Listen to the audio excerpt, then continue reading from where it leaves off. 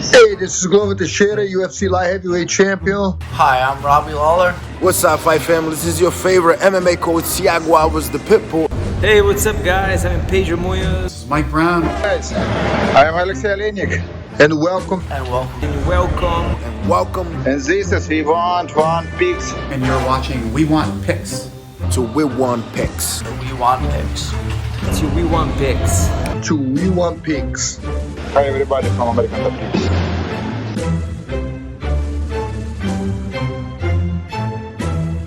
My name's Angelo and welcome to We Want Picks. We've got a pretty big fight week here. We have UFC London 2022. It's not a pay-per-view, but it just has an aura around it. It feels like a pay-per-view. I'm going to break down every single fight on that card. I'm going to give you my picks.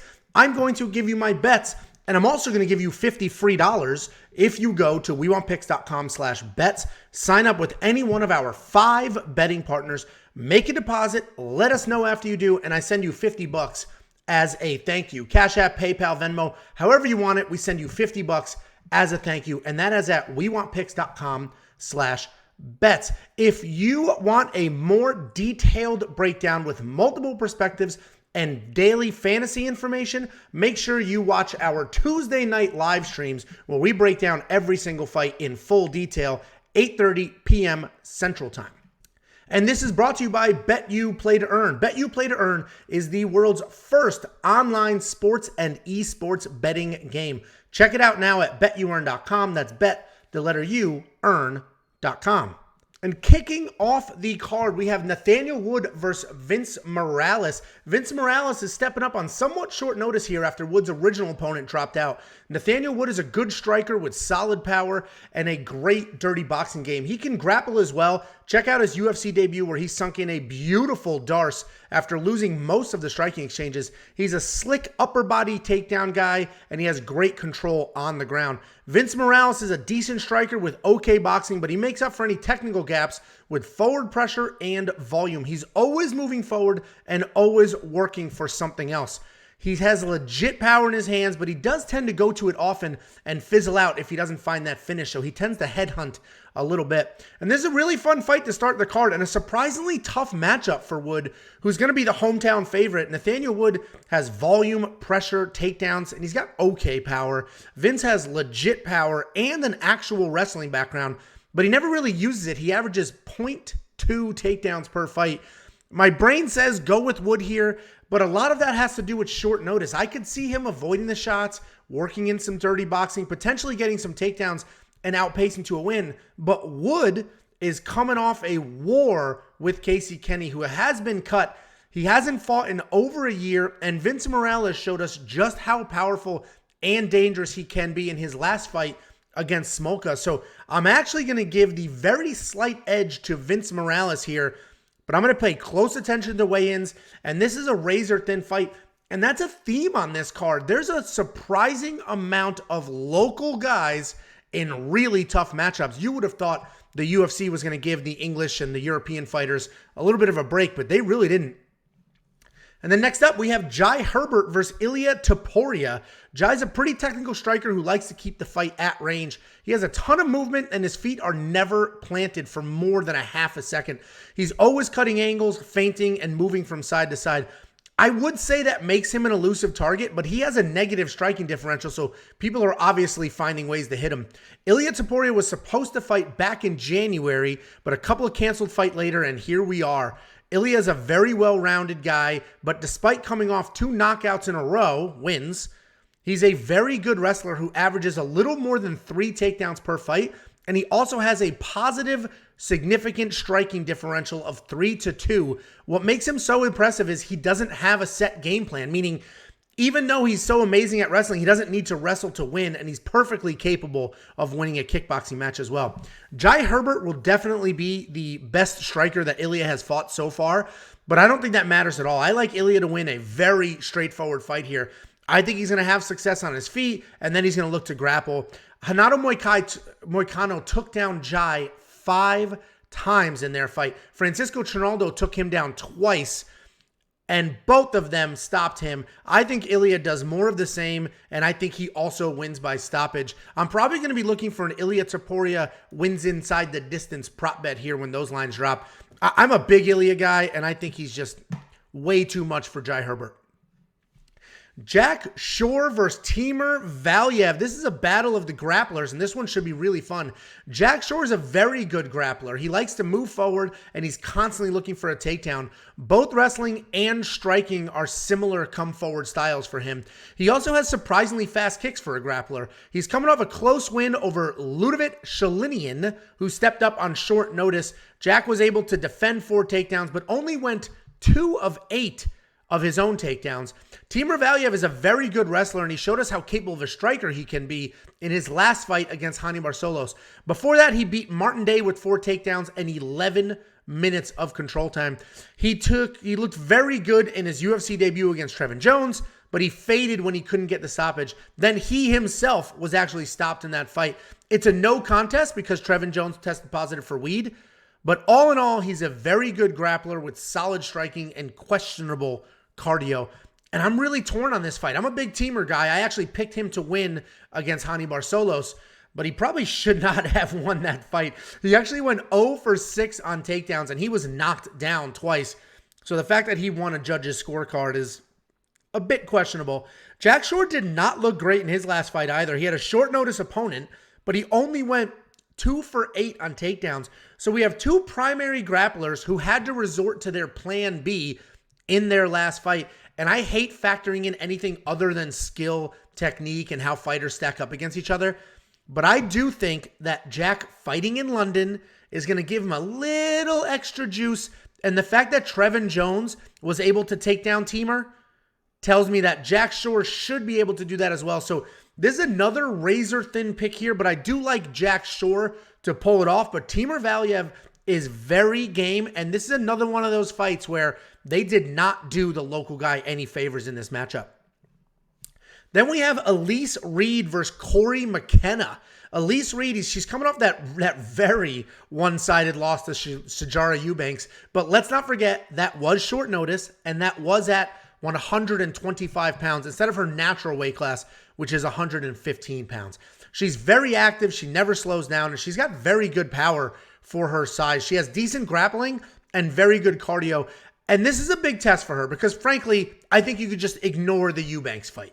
Given the circumstances, just throw that out, and this will be her first real test to see if she's UFC caliber. Cory McKenna is a very well-rounded fighter. He's a ton of fun to watch. She literally does everything. She will march forward, throwing 1-2s like Vitor Belfort did against Vanderlei Silva back in the day. Then she can stay out of the pocket, throwing Superman punches and head kicks to work her way in. I've seen her pick up a double leg takedown and just slam her opponent. We've seen a ton of submissions from her, and she's just very well-rounded. She can be hittable, and she does need to clean some things up, but she's so tough and so busy that she makes it all work. And this is another really fun fight. Both of these women love coming forward and pushing a real pace. Elise Reed lets her hands fly, and she has very real power. Cory also loves to engage and is very hittable, which can be a problem. But I do think Cory's willingness to work takedowns will be the difference here. I like Cory to win, but she's only 22, and this is the biggest fight of her life. So hopefully she doesn't freeze up under the big lights. And don't let this pick fool you. This is another really close fight, and these odds are far too wide. That takes us to Mike Grundy versus Makwan Amirkhani. Mike Grundy is a big-time chain wrestler that will come forward and look for takedowns at all costs. His striking only exists to set up takedowns, and that was never more obvious than in his loss to Evloev. He took Evloev down 6 times, but he was still outstruck 79-20. Think about that. He took him down 6 times and still managed to get hit 4 times more than he hit his opponent. And that is a concern. Similar story to when he took down Lando Venata 3 times, but he was outstruck again 80-32. He is very busy, he is very powerful, and he is relentless with his wrestling. Makwan Amirkhani is better than his recent UFC run. He is a good grappler, and he averages more than 4 takedowns per fight. He was just KO'd by Lerone Murphy, but he dominated that fight up until the knockout. He's typically a durable guy with decent striking and okay cardio. He's definitely closer to a first-round fighter than a 3-round fighter, but he can push a pace when he needs to. You could argue in this matchup that he should be the favorite because of how well-rounded he is, but it looks like the odds makers just do not trust Makwan Amirkhani's recent record. And I think this fight comes down to straight-up discipline. I think whoever is disciplined enough to just wrestle, only wrestle, not engage with the striking, just wrestle, wrestle, wrestle. Whoever has that level of discipline, I think wins this fight. Because Mike Grundy is not a very good striker. So if he looks to strike, he will probably lose. Amirkhani is a much better striker than Grundy, but if he looks to strike, he's going to get taken down. So again, this comes down to whoever will just start diving at legs first. And I think that's Mike Grundy. I think he has no desire to do anything other than get takedowns in this fight, where Amirkhani is understandably so comfortable striking, and he does mix it in well. But I just think anytime he's looking to make it a kickboxing match, Mike Grundy's going to dive at some legs and get some takedowns. So I do like Mike Grundy to win here, but he's probably going to take a little bit of damage on the way in. And that takes us to one of the hottest prospects the UFC has seen in an incredibly long time. We have Muhammad Mokaev versus Cody Durden. And this card is loaded with British strikers. So we finally have an intermission here with a Dagestani wrestler versus an American wrestler. Muhammad Mokaev is a Dagestani wrestler, but he actually grew up in England, which explains the way he wrestles and the way he talks. So he's got half an English accent, half a Dagestani accent, but he wrestles like his last name is Nurmagomedov. Mokaev is an incredible wrestler, and even though he's only listed at 5-0 as a professional, he has had an incredibly long and successful amateur career, so experience is probably not too much of a concern here. He's a very dominant wrestler who has great grappling and an ever-improving striking game.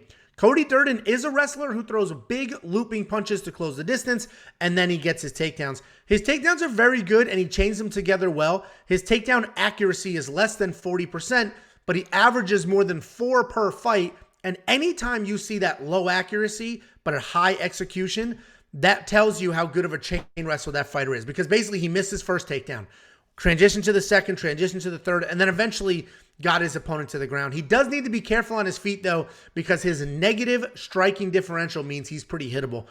And this is an interesting fight because all of the hype says that Mokaev is the next Islam and the next Dagestani superstar, but he is only 21 years old, and this is a really tough fight for his first UFC fight. If it was a straight-up wrestling match, it looks like Mokaev is the better wrestler, but in an MMA fight, I don't know, because Cody has zero issues just bombing away and shooting in. And if you dig into Mokaev's fights, not many people have had that game plan against him. Most people look to defend the takedowns and then strike with him. But I think Cody's going to actively look to take Mokaev down and bring the wrestling to him. I do just have to trust that Mokaev's many amateur fights and years of competition have prepared him for this. And at the end of the day, it's wrestler versus wrestler, and I think Mokaev is just the better pure wrestler. But I am actually too nervous here to make him a parlay piece. I think a lot of people are going to be super high on him, make him a parlay piece, make him the tent pole of a lot of their bets. I just don't see any reason you should be doing that. He's 21 years old. It is his UFC debut. He only has 5 pro fights, and he's fighting somebody that stylistically could give him a hard time. So I do think Mokaev wins. I hope he is the absolute superstar that they think he's going to be. But as far as putting my money there, let's get through this fight, and then maybe I'll bet on him next fight. And that takes us to Molly McCann versus Luana Carolina. Molly McCann is a fun and aggressive striker. I say striker, but she's actually more of a boxer. She doesn't kick that much, but she does like a dirty fight in the pocket. She also has nice takedowns that are well-timed, and she uses them to secure rounds. She is a decision fighter, but she's technically sound and has plenty of cardio to push that pace. Luana Carolina is primarily a striker as well. She isn't the most technical with her punches, but she is fantastic in the clinch with her knees and elbows. She has a Muay Thai style without the Muay Thai stance. Even though she's a striker, her takedown defense is very good at 90%. And when she does get taken down, she's very busy and she's always working for a submission. Most books have this fight as a pick'em, or with Molly as a slight favorite, and I absolutely get that. They're both busy strikers who don't have a ton of power, but are dangerous. Molly has had success with takedowns, and Luana has that 88% takedown defense.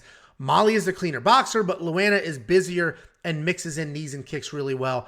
And this really is a razor-thin fight. My gut told me Molly will win because her boxing is clean, and despite having a low takedown accuracy, she uses them well to lock in rounds. If she's in a close round, a strike-for-strike round, that's when she starts using her wrestling, and she's been able to steal rounds and steal fights using that. But Luana Carolina has that 88% takedown defense, and she was taken down in her last 2 fights, and she still won those.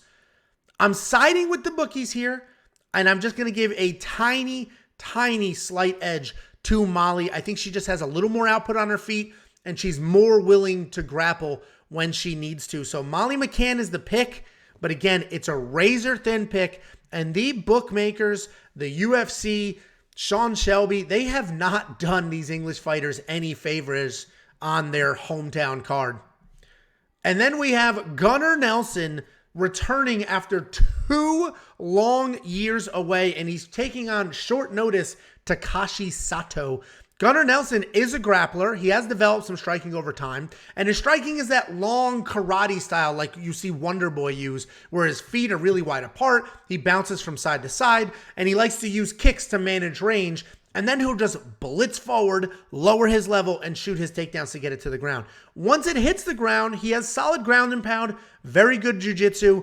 His issue, though, can be the takedowns themselves. Because he's so far away and he's got that really wide stance, it takes a ton of movement to close the gap with his opponent, lower his level, and take a shot. And all of that effort, all of that time that goes into the shooting, he gets hit a lot in those entries, and that's why he has a pretty bad striking differential. He lands 1.71 significant strikes per minute, and he is hit 3.33 times.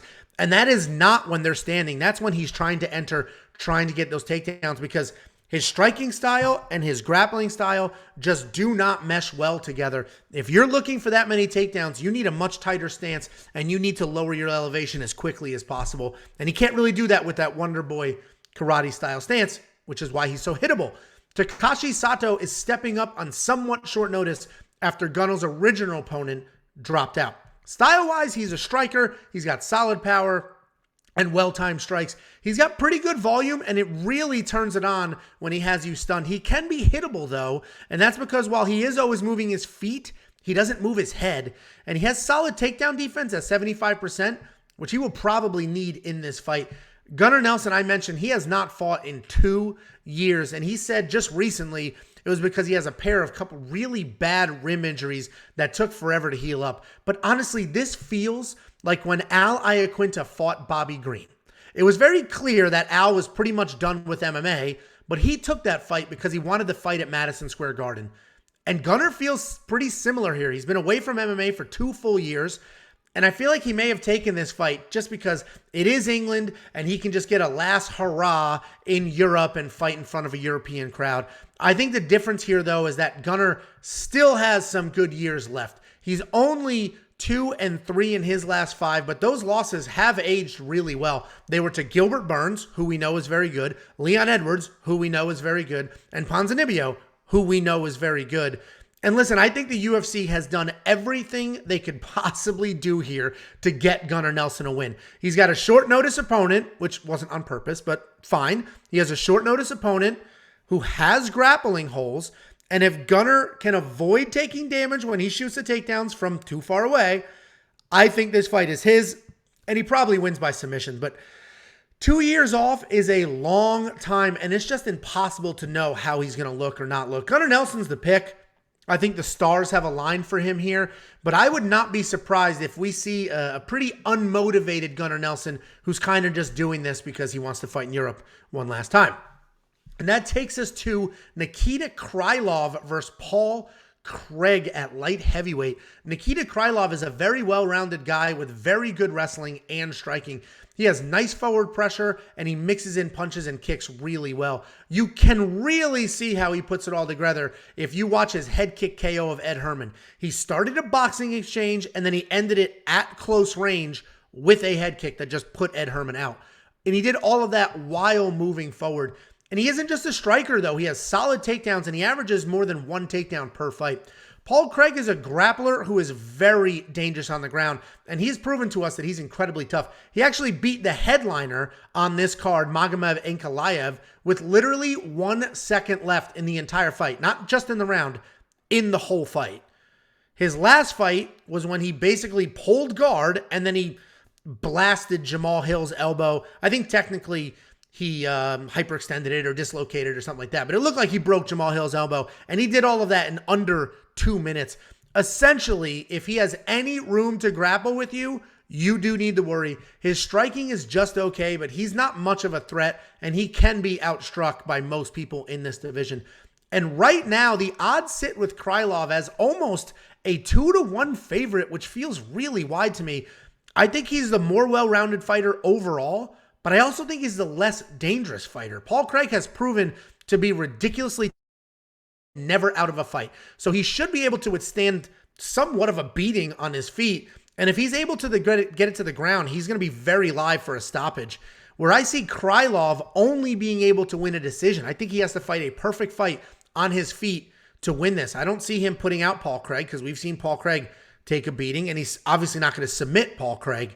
So it's a little tricky because Ankalaev couldn't put him out. Krylov's not going to put him out. I like Paul Craig in the underdog spot, and I think he can win this fight.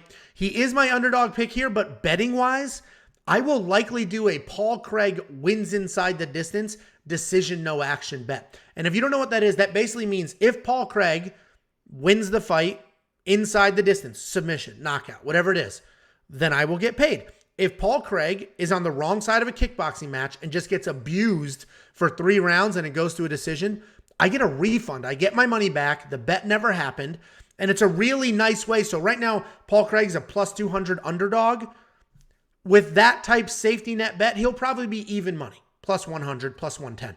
And that's fine with me because there is a safety net there. You are only going to get that bet if you go to WeWantPicks.com/bets. We've got 5 partners. The one partner that offers those safety net bets is BetOnline. So jump in there, check it out. If you make a deposit, let us know, and we will send you $50 as a thank you. Paul Craig's the pick.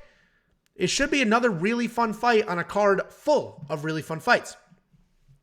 And that takes us to Paddy the Buddy. We've got Paddy Pimblett taking on Rodrigo Vargas. Paddy Pimblett is a hot prospect coming off a very fun win in his UFC debut. He's very well-rounded, and he has a lot of experience despite this being only his 2nd fight in the UFC. He is a pretty hittable guy, but he's got solid striking offense with a ton of volume. He's a very smooth grappler who flows really well on the ground, and he really does have the tools to be the next big thing, not to mention his marketability. Rodrigo Vargas is a fun and wild striker who's coming off a really nice win over Zhu Rong, where he was taken down 3 times, but still more than doubled Zhu's strikes in that fight. He likes to come forward and throw heavy strikes at a high pace, but he isn't just a wild striker. He has solid takedowns and solid BJJ. He's listed at 12-4, but one of those losses was because of an illegal knee, so he's essentially 12-3-1, but it was pretty blatant, so they ruled it a loss.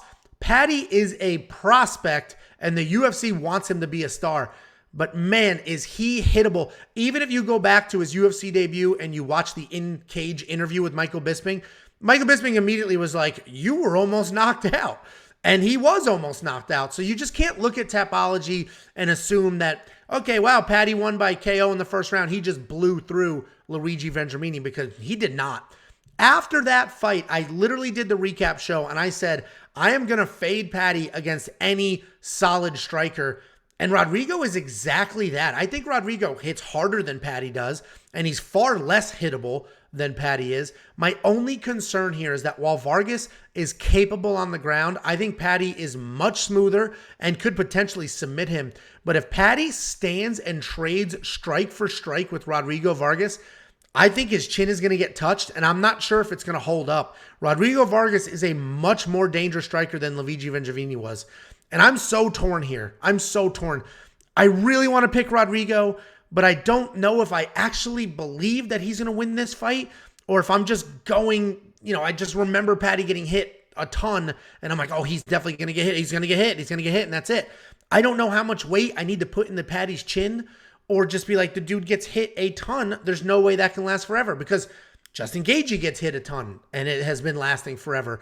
So this is a really, really hard pick. These odds are crazy. They have Paddy at like a minus 500 on some books. The odds are crazy. I want Paddy to win, but damn, Rodrigo is really, really tough. This is the hardest pick I have to do on this entire card.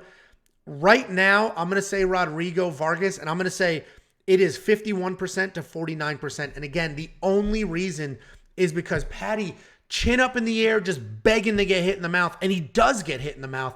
He was rocked hard in his last fight. Rodrigo Vargas hits much harder than Paddy's last opponent. And we may see Paddy in England trying to put on a show, trying to make something happen and make him very hittable. But we will see what happens. I may change this pick closer to the fight. But right now, I want Paddy to be the superstar that the UFC wants him to be. He just needs to learn how to not get hit as much. That moves us to a couple of heavyweights, and we've got another guy returning after a pretty long layoff, 2 years. We've got Shamil Abdurakhmanov taking on Sergey Pavlovich. And Shamil Abdurakhmanov is a solid boxer. He's got good counter strikes. He's got solid wrestling, and he's somewhat of an accomplished wrestler and has mixed success in the UFC. He took down Derek Lewis 4 times in a loss, and Andrei Arlovsky twice in a win. His chin hasn't helped and hasn't held up as much as he would like it to at 40 years old, but he still hits really hard. He's a gamer, and he has wrestling in his back pocket.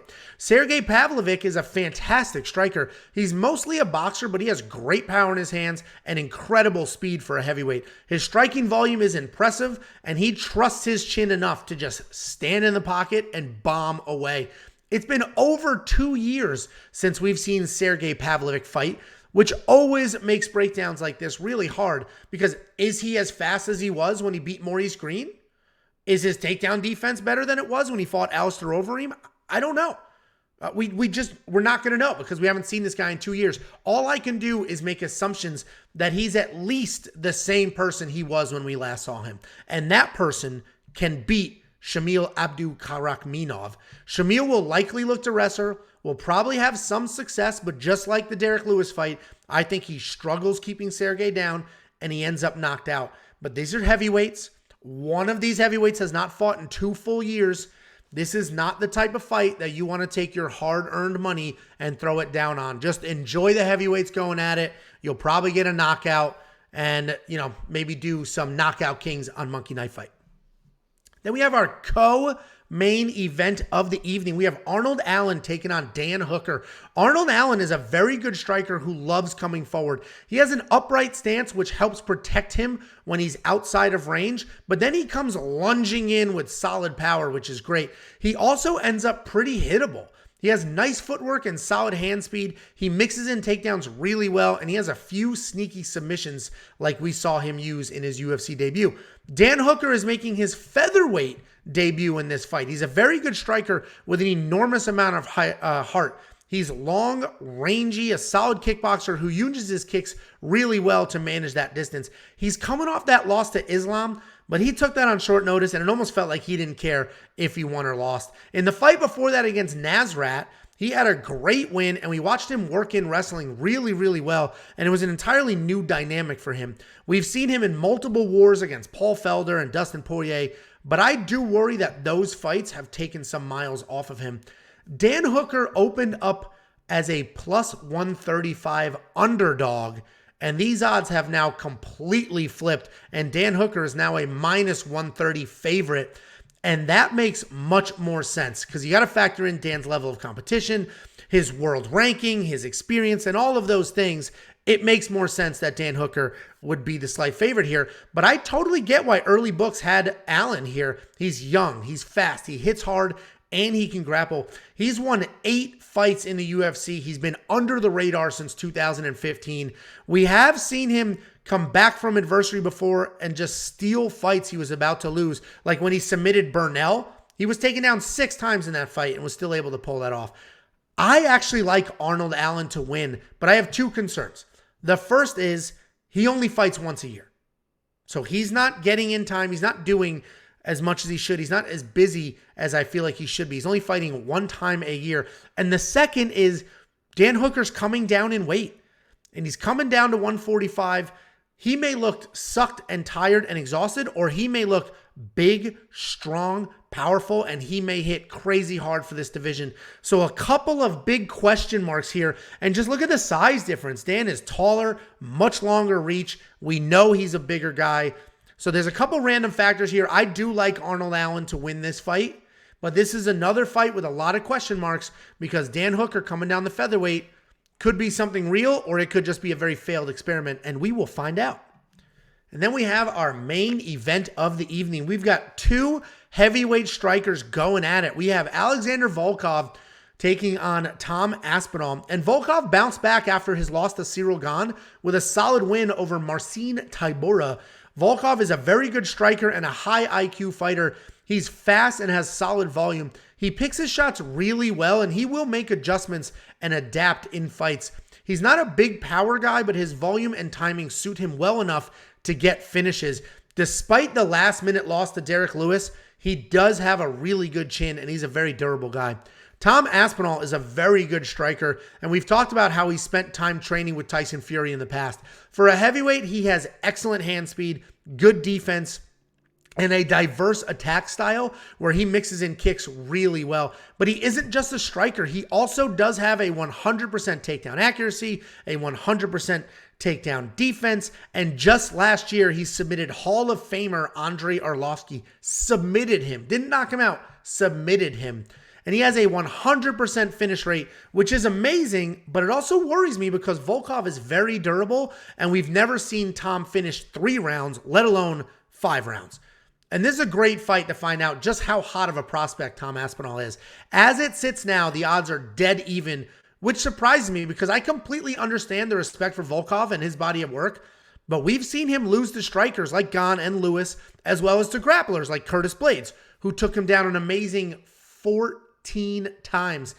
I don't think Aspinall has Lewis's power or Blades' wrestling, but I do think he's a better pure striker than Volkov is. I think he has more power than Volkov, and I think he is the better grappler against Volkov. So to me, this is a pretty straightforward pick in my mind, and I like Aspinall here, but we will absolutely find out if he's more hype than substance because Volkov always shows up, and he is not an easy win for anyone. But I am going with the Brit, Tom Aspinall here, and I have a money line bet on him at -110, basically even money. Guys, let me know in the comments below your picks, your thoughts. Make sure you like, subscribe, and join our Tuesday night live streams where we break down these fights in depth with multiple perspectives and fantasy information. And don't forget about the free $50.